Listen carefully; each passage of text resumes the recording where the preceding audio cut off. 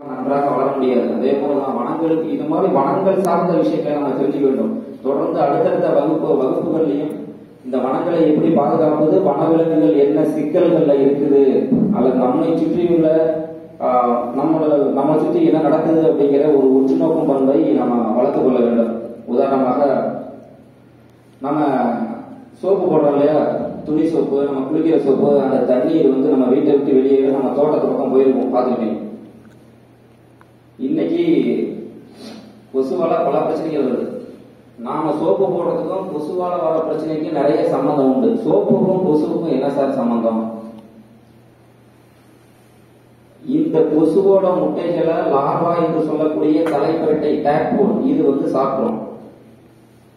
ஆனா இன்னைக்கு தவளைகளோட எண்ணிக்கை குறைஞ்சிருச்சு. காரணம் என்னன்னா, நாம பயன்படுத்துற சோப்பு, துணி சோப்பு, இதோட கெமிக்கல்ஸ் இல்லையா, இந்த வேதிப்பொருட்கள் ரோடு ஓரமா, சாலை ஓரமா, சாக்கடைகள் இருக்கிற அந்த டேட்போல் சொல்லக்கூடிய தலைப்பரட்டைகள்லாம் கொண்டுடுது. அதனால கொசுவோட முட்டையை சாப்பிட்றதுக்கு ஆள் இல்லை. கொசு இப்ப நமக்கு தாண்டவம் ஆடுது. அப்படிதானே? கொசு இன்னைக்கு நமக்கு எவ்வளவு பிரச்சனைகள் உண்டு பண்ணுது, அதுக்காக எவ்வளவு மருந்துகள் விற்கப்படுது, இதனால எவ்வளவு நோய்கள் பரப்பப்படுது, எத்தனை மருத்துவர்கள் தேவைப்படுகிறார்கள், எவ்வளவு நிதி வேஸ்ட் ஆகுது, இதெல்லாம் நாம பண்றதுதான். ஆரம்ப காலங்களில் சீயக்காய் பயன்படுத்தினோம்.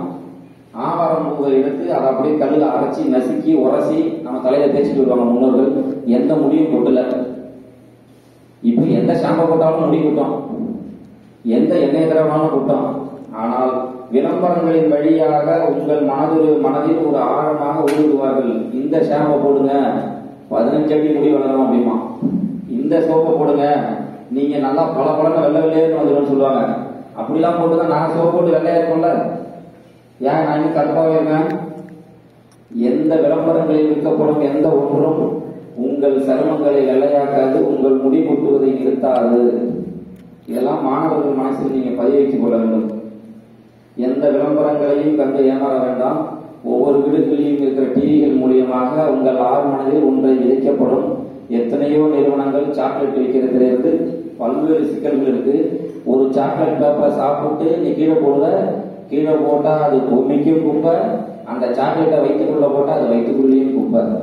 எல்லா சாக்லேட்ஸ்லையும் கலருக்காகவும் நிறங்களுக்காகவும் கெட்டு போக